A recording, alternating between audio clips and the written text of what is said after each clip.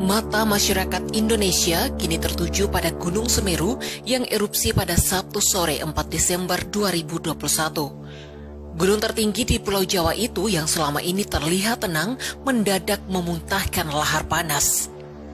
Letusan pada awal Desember di penghujung tahun 2021 ini memicu kepanikan warga, khususnya yang berada di Kecamatan Pronojiwo. Dari sejumlah video milik warga yang beredar di media sosial, awan panas yang menyembur dari kawah Jonggring Saloko terlihat sangat besar, seolah awan itu diembuskan dalam satu kali nafas dari perut kawah raksasa itu. Nama kawah Jonggring Saloko memang unik. Nama itu ternyata punya legenda yang masih dipercaya segelintir masyarakat di lingkaran Gunung Semeru. Dilansir dari berbagai sumber, Jonggring Saloko berarti naga biru. Konon, naga ini diyakini berdiam di kawah tersebut. Seperti apakah asal-usul sang naga biru yang mendiami puncak Mahameru itu? Berikut adalah kisah yang kami lansir dari berbagai sumber. Konon hiduplah seorang anak bernama Suriwah bersama ibunya di kaki Semeru. Mereka hidup berdua tanpa sosok ayah yang sudah pergi menghadap sang kalik.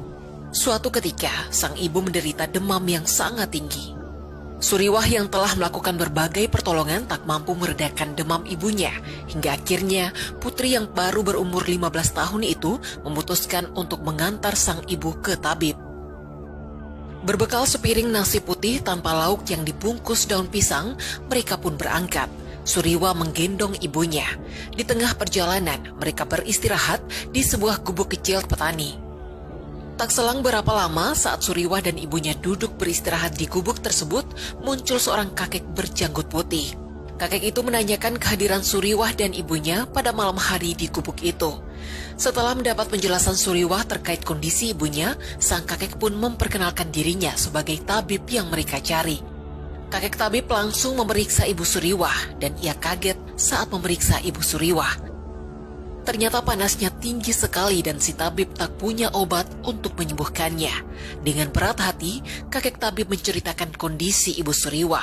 Kondisi ibunya sangat buruk. Hanya bunga anggrek merah yang bisa mengobati sakit ibu Suriwah. Bunga anggrek merah hanya tumbuh di puncak Gunung Semeru. Karena kecintaannya terhadap sang ibu, Suriwah pun pergi mendaki Semeru seorang diri. Ia pergi dengan berbekal sebuah obor dan sebungkus nasi putih yang belum sempat dibuka karena keburu datang sang kakek tabib. Sedangkan ibunya dititipkan pada si kakek tabib. Ia digendong oleh anak si kakek tabib untuk dirawat sementara di rumahnya. 1 hari telah berlalu. Suriwah sudah mendekat ke puncak gunung. Selagi tenang-tenang bersandar pada sebuah pohon besar, Suriwah dikejutkan oleh gerombolan-gerombolan hewan dari atas gunung yang turun menuju lereng. Macan kumbang, kijang, ular berbisa, dan binatang-binatang lainnya berbondong-bondong turun ke gunung. Dalam hatinya, ia bertanya, ada apa di balik semua ini? Namun langkahnya tak berhenti. Tanpa terasa, Suriwah sudah berada di puncak gunung. Suriwah mulai mencari anggrek merah di hutan yang sangat sepi. Hutan itu menjadi hutan kosong yang ditinggalkan para penghuninya. Hari mulai gelap, tapi Suriwah masih belum menemukan apa yang dicarinya. Di tengah-tengah kesunyian hutan, samar-samar Suriwah mendengar jeritan yang mirip dengan tangisan. Suriwah mencoba mengikuti suara jeritan itu. Semakin dekat suara itu semakin terdengar jelas. Ia pun terkejut. Ternyata suara itu keluar dari mulut seekor naga raksasa, ukuran tubuhnya 5 kali lipat dari ukuran kerbau hutan. Panjangnya sekitar 30 kaki dan tubuhnya berwarna biru tua. Matanya yang merah menyala dan cakar-cakar tajam di keempat pasang kakinya membuat naga itu terlihat sangat menakutkan. Naga itu mengetahui kehadiran Suriwah. Mata merah sang naga menatap tajam ke arah Suriwah. Seluruh tubuh Suriwah menggigil ketakutan melihat tatapan mengerikan dari naga itu. Ia berniat membalik badan berlari turun, namun naga itu berkata, "Hei anak kecil, tidak perlu takut. Aku tidak akan berbuat jahat kepadamu." Lalu sang naga menceritakan mengapa dia bisa berada di puncak Gunung Semeru. Nama naga biru itu adalah Jonggring Saloka. Ia tinggal di kayangan bersama naga-naga lainnya, dan naga itu adalah tunggangan para dewa saat turun ke bumi. Naga biru Jonggring Saloka merasa bosan tinggal di kayangan dan menjadi tunggangan para dewa. Dia lalu melarikan diri dari kayangan dan turun ke bumi. Para dewa mencarinya ke bumi, dan jika tertangkap, naga itu akan dihukum. Naga biru memutuskan pergi menuju kota Paris dan memakan api abadi yang berada di kota Paris. Setelah memakan api abadi, naga biru memiliki napas api yang sangat mematikan. Dengan napas apinya, naga biru melawan para dewa yang mencoba menangkapnya. Naga biru lalu bergabung bersama para iblis membuat kekacauan di muka bumi. Ia membakar hutan dan pemukiman dan juga memakan manusia.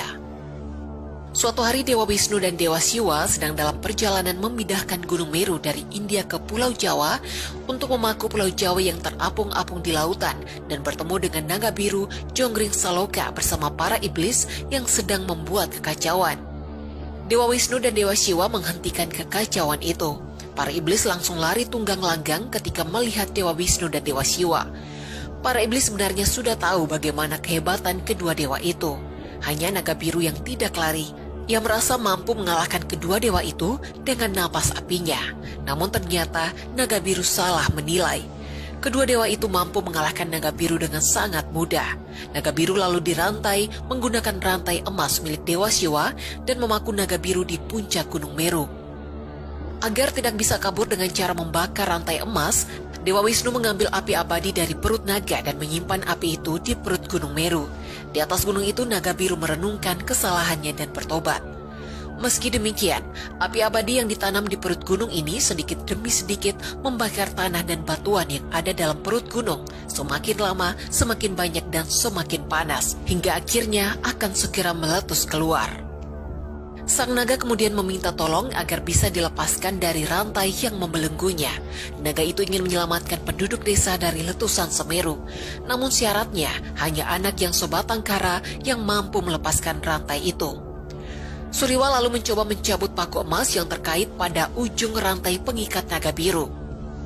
Suriwa terus mencoba tapi tidak berhasil, sampai akhirnya Suriwa menyerah dan duduk termenung menanti keluarnya gumpalan larva panas yang akan mencabut nyawanya.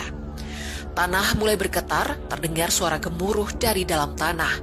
Saat Suriwa termenung berharap datangnya keajaiban yang bisa menyelamatkan ibunya dan seluruh warga desa, tiba-tiba ada dorongan kuat yang memaksa Suriwa untuk mencabut paku emas itu sekali lagi.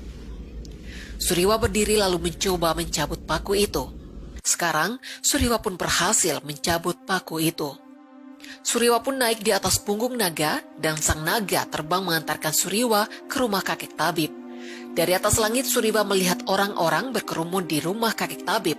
Orang-orang yang berkerumun langsung lari ketakutan ketika melihat sang naga turun mendekati rumah kakek tabib. Suriwa turun dari punggung sang naga, berjalan menuju pintu rumah kakek tabib yang juga dipenuhi banyak orang. Suriwa turun dari punggung sang naga, berjalan menuju pintu rumah kakek tabib yang juga dipenuhi banyak orang. Ketika di dalam rumah, kakek tabib yang melihat Suriwa langsung merangkul Suriwa sambil berucap dan air mata mengalir di pipinya yang keriput. Ternyata ibu Suriwa telah meninggal. Suriwa tak mampu berkata-kata. Air mata kesedihan mengalir deras tak terbendung. Sekarang Suriwa mengerti mengapa ia bisa mencabut paku itu.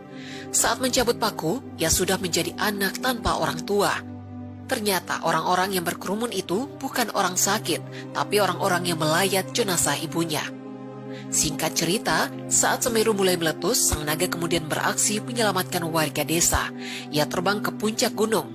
Namun sebelum terbang, naga itu menitipkan pil abadi ke Suriwa untuk dimasukkan ke mulut ibunya. Pil itu berputar dalam perut ibu Suriwa terus dan terus, hingga akhirnya pil itu hancur disertai keluarnya cahaya biru di setiap lubang dan pori-pori di tubuh ibu Suriwa. Selang berapa detik terdengar erangan kecil keluar dari mulut ibu Suriwa. Air mata bahagia tak tertahan. Suriwa menangis bahagia melihat ibunya hidup kembali. Sang naga yang sedari tadi berada jauh di atas puncak Semeru membuka mulutnya lebar-lebar dan tubuhnya pun membesar. Saat ledakan keras disertai keluarnya isi perut Semeru, sang naga melesat turun menyambut lahar panas yang dimuntahkan Semeru dengan mulutnya. Sang naga yang tubuhnya telah tumbuh dan sangat panjang itu melesat masuk ke dalam gunung Semeru. Sambil tetap membuka mulutnya lebar-lebar, naga itu memasukkan isi perut gunung ke dalam perutnya. Isi perut Semeru masuk kembali ke dalam gunung bersama tubuh sang naga.